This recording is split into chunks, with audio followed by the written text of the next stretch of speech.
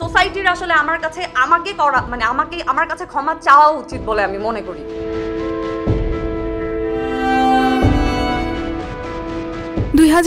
সালে শোবিজ তারকা সাদিয়া জাহান প্রভার একান্ত মুহূর্তের ভিডিও নেট দুনিয়ায় ফাঁস হয়। এমন আপত্তিকর ভিডিও ভাইরালের প্রভাব প্রভার ব্যক্তিজীবনের উপরও পড়ে। সেই সময় প্রভার স্বামী অভিনেতা ও মডেল জিয়াউল ফারুক অপূর্বের সঙ্গে তার বিচ্ছেদ ঘটে।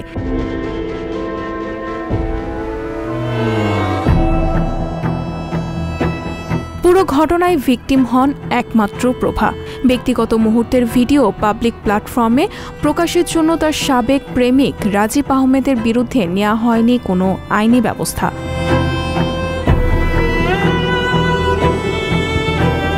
তবে সেই ক্ষত পেছনে ফেলে স্বাভাবিক জীবনেই চলছিলেন প্রভা।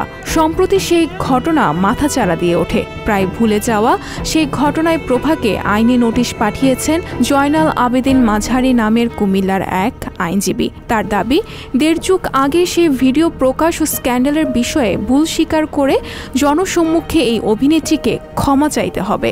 একই সঙ্গে ভবিষ্যতে এমন কাজ আর করবেন না এই মর্মে প্রতিশ্রুতিও দিতে হবে।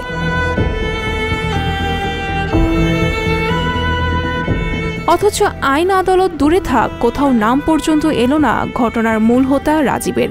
এদিকে শনিবার সন্ধ্যায় টিভি নাটকের শিল্পীদের সংগঠন অভিনয় শিল্পী সংঘের কার্যালয়ে অনুষ্ঠিত এক সংবাদ সম্মেলনে প্রভা গণমাধ্যম ও এর কর্মীদের বিরুদ্ধে গুরুতর অভিযোগ উত্থাপন করেছেন।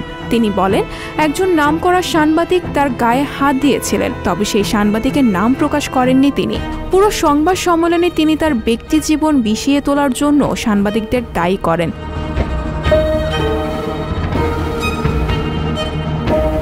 দেড় যুগ আগে ভিকটিম হওয়া সাদিয়া জাহান প্রভা এবার জন্য ভিকটিম করলেন একটি নির্দিষ্ট পেশাজীবীদের। অথচ তার অভিযোগের দিক থেকে বাদ পড়ে গেল সত্যিকারের নিপীড়করা।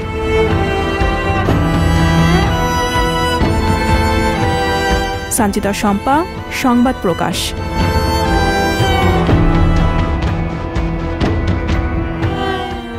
সংবাদ, ফিচার ও অনুষ্ঠানের জন্য ভিজিট করুন সংবাদ প্রকাশের ওয়েবসাইট এবং যুক্ত থাকুন ফেসবুক পেজ ও ইউটিউব চ্যানেলের সঙ্গে।